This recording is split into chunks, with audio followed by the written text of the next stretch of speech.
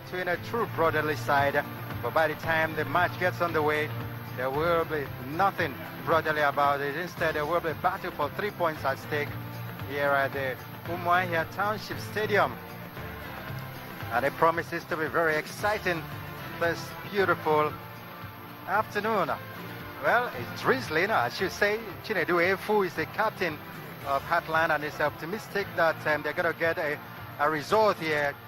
In past 5 meetings between these two sides, Abia Warriors have been the better side. And in fact, Heartland have not been able to beat Abia Warriors in 5 previous meetings. They've had 2 draws in 2013-2014 season, and of course 3, and they've taken their positions right now for the match to kickstart at the moment. 6th meeting between the two sides. Heartland not able to beat Abia Warriors, and it takes Dumbia on the run, but rather gave Dumbia that ball. Opportunity, Iwarulam.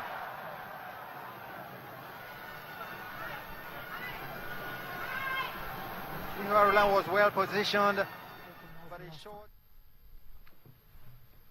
The player in a yellow, and so it's going to be corner kick to be taken by Bolaji Shaki. Pushing and pulling in the box.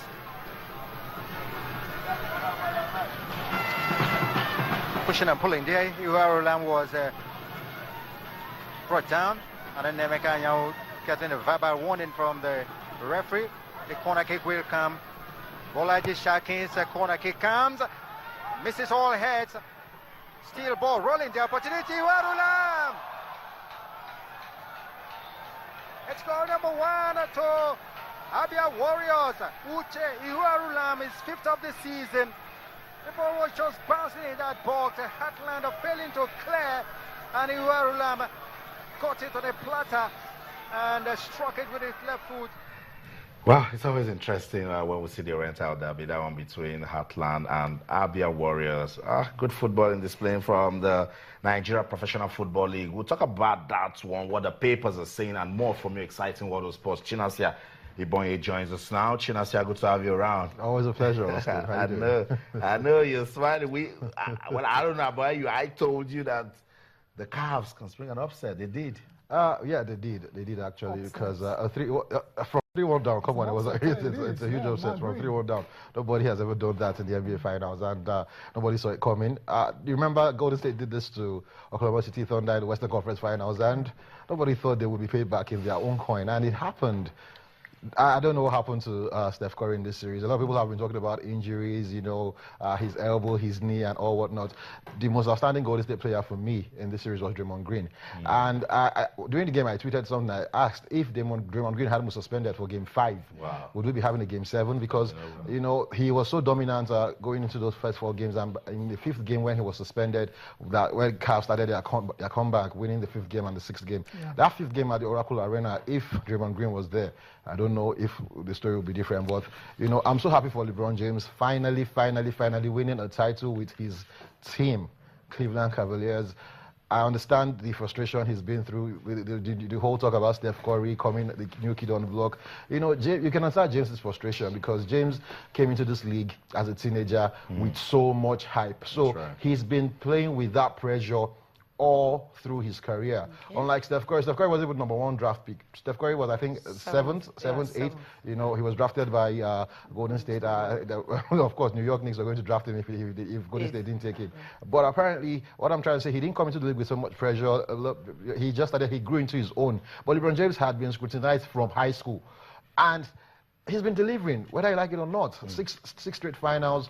Wow. 3 rings, 4 final appearances, and 7 final appearances. I think LeBron, I was very happy for him. I didn't even sleep at all. He's the king right now, but I wasn't happy with what happened between Wiki Torres and, of course, Caterpillars. I mean, 3 red cards. I don't know what they played. 3 red cards for the Caterpillars players. That game finished with 8 men. I mean, Caterpillars finished with 8 men. That's why they lost that game. They took the lead first in the first half. Second half, that was when the 3 goals were scored. And remember, we know their goalkeeper is very good. He has had 12 clean sheets, talking about Emeka Nwambolo, 12 clean sheets going into this game. And they expected at least a clean sheet, but with the way the game pounds out, that's a clear case of indiscipline right there when you get reduced to 8, you know, in a single football match. Other results, Ifeanyi about 2-0 over Rivers, Wasi Jimo and Smiler Gata, the new guy, got his goal in that one as well too. And there was problem in this one after the match.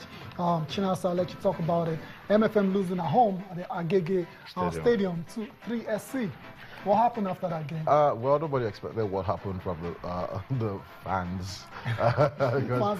Yeah, fans in quote, because MFM will come and tell you that they don't really, those guys are not really their fans, but we could see it wasn't a pretty sight.